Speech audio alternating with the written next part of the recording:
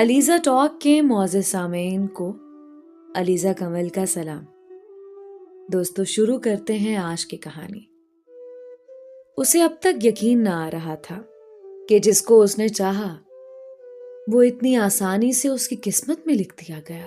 نہ کوئی سماجی روڑا اٹکا درمیان میں، نہ کوئی گھریلو اعتراض تھا۔ سب ایک دم سے بالکل فٹافٹ ہو گیا، اور یوں آسانی سے ہوا کہ وہ خود حیران رہ گئی۔ آخر اسے پہلے کہاں پتا تھا کہ ادھر سے سمیر بھی اسے اتنا ہی چاہتا ہے جتنا وہ اسے۔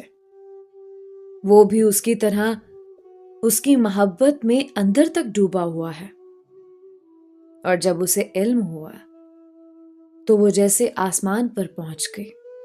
پیر زمین پہ اب ٹکنے تھے بھلا، ہواؤں میں اڑنے لگے۔ دیکھتے ہی دیکھتے پھوپھو کی نند آئی، رشتہ ڈالا اور اس کے خاندان سے ہاں کرا کے اٹھی۔ اس کی تو مراد بر آئی۔ ساری رات کمرے میں لڈیاں ڈالتے گزری، اور اگلے دن پھوپھو کی نند نے جلدی منگنی کا شور مچا دیا۔ اس کے گھر والے پھوپھو کی دی گئی تسلیوں سے کافی مطمئن اور شاداں تھے۔ منگنی کی ہاں کرتے ہی تاریخ دے دی، اور پھر دونوں طرف منگنی کے ہنگامے جاگ اٹھے۔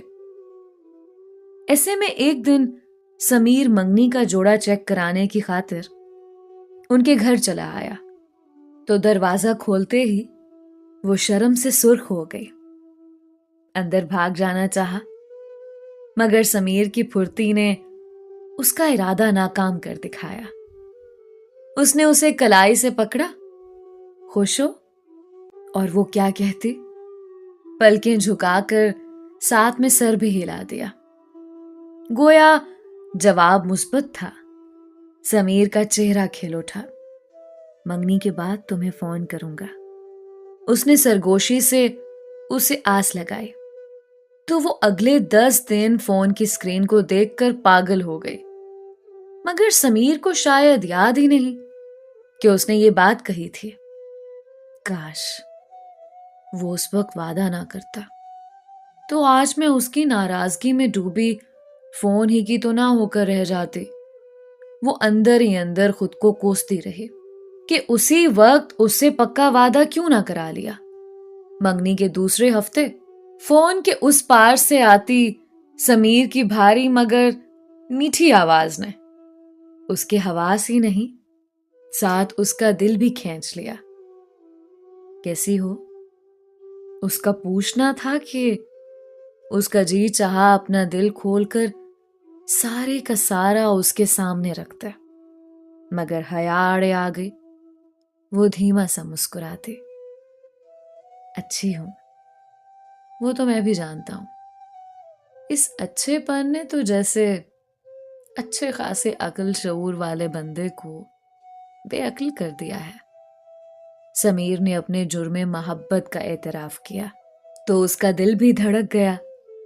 پھر اس دن سمیر نے بہت باتیں کی تھیں، بہت سے وعدے کیے، بے شمار عہد و پیما باندھے۔ وہ اس کی محبت میں اندر تک بھیگتی چلی گئی۔ آنے والے دنوں میں بھی سمیر نے ہر پل ہر لہجہ اسے اپنی محبت کا یقین دلایا تھا۔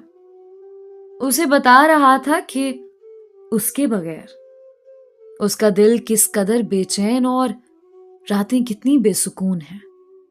وہ اس کی ایسی محبت بھری باتیں سن کر خود کو دنیا کی خوش قسمت ترین لڑکی سمجھنے لگی، جس کا چاہنے والا منگیتر تھا، جو اس کے بغیر خود کو ادھورا سمجھتا۔ وہ پھر کاہے نہ خود پہ اتراتی۔ سمیر تو جلدی شادی کرنے کا خواہش مند تھا، مگر مناہل کے گھر والے ہی تھوڑا ٹال مٹول کر رہے تھے کہ بیٹی بیاہ دینا آسان کہاں ہے، سوئی سے لے کر سلائی تک تیاری ہوتی ہے، ابھی کیسے شادی ہو سکتی ہے، اور اس کے تو ابھی B.Ed کے ایگزامز ہونے والے ہیں، ایسے کیسے ایک دم سے سب کچھ چھوڑ کر شادی کریں۔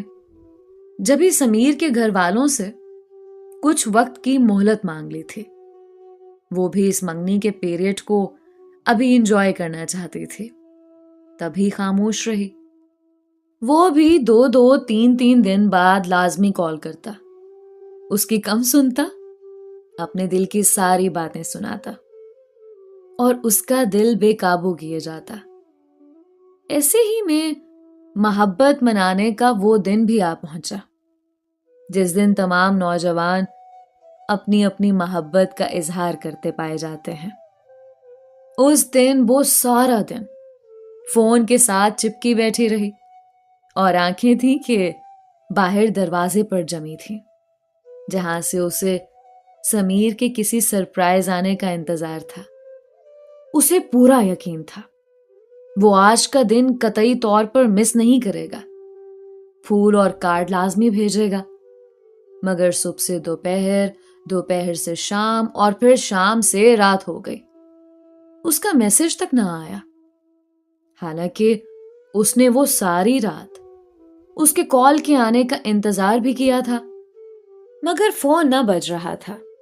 جب رات اس کی آنکھ لگی تب اس کی آنکھیں کافی حد تک سرخ اور بھیگ چکی تھیں۔ خالی دامن سی وہ کب سوئے، اسے کچھ معلوم نہ ہو سکا۔ اگلے دن تک اس کا دل بجھا بجھا اور اندر خاموش خاموش رہا۔ وہ من ہی من میں سمیر سے ناراض ہو گئی، اور پھر جب اگلے دن اس نے فون کیا تو اس نے جان بوجھ کر کال کاٹ دی۔ دوسری بار بیل ہوئی تو کال ریسیو بھی نہ کی، بیل پہ بیل بجنے لگی۔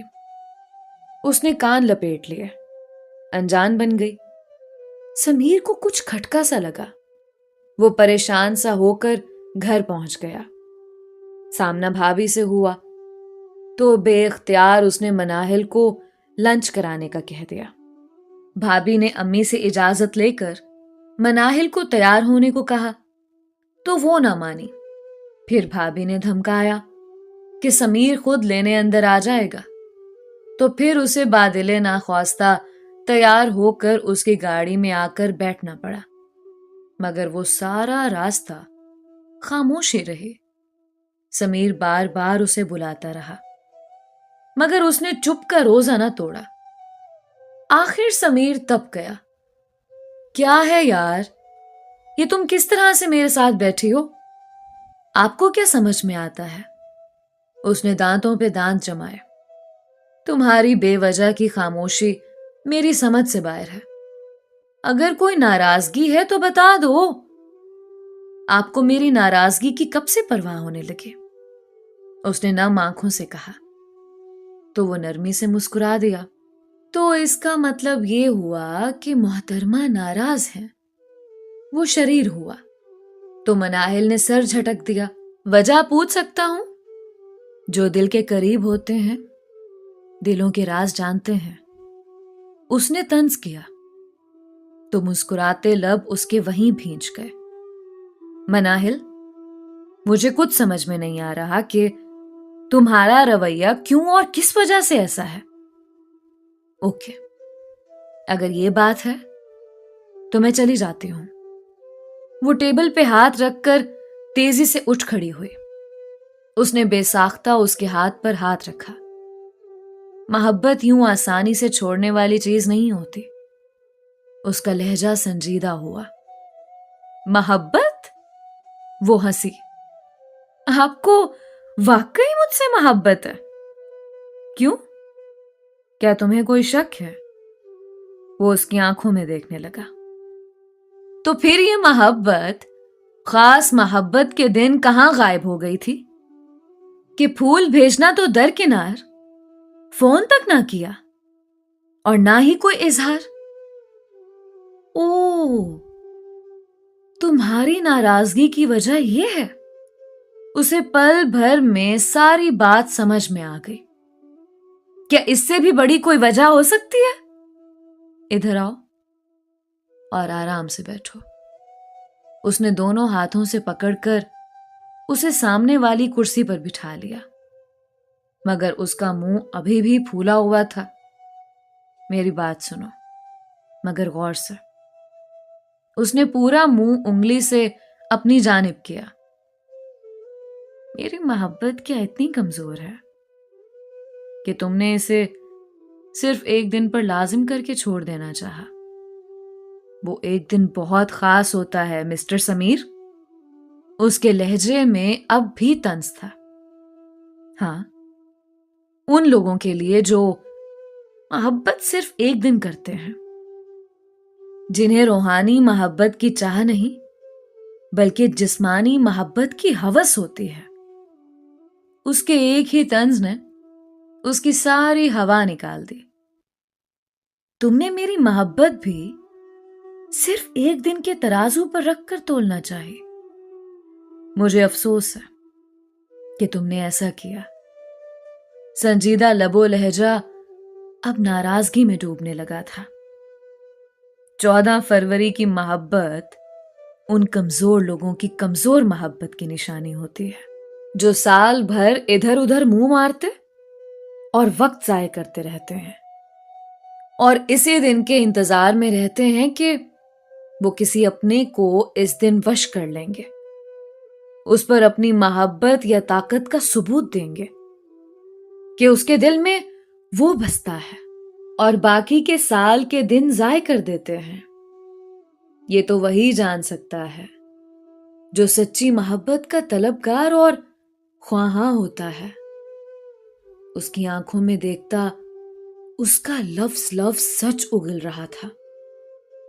مناہل کا دل ڈوب ڈوب کر ابھرنے لگا.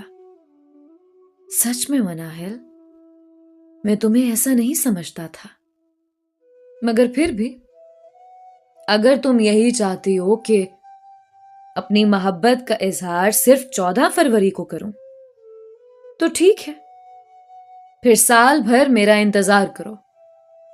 میں اگلی 14 فروری کو تمہیں پھول کارڈ بھیج دوں گا اور فون کر کے اپنی محبت کا اظہار بھی کروں گا.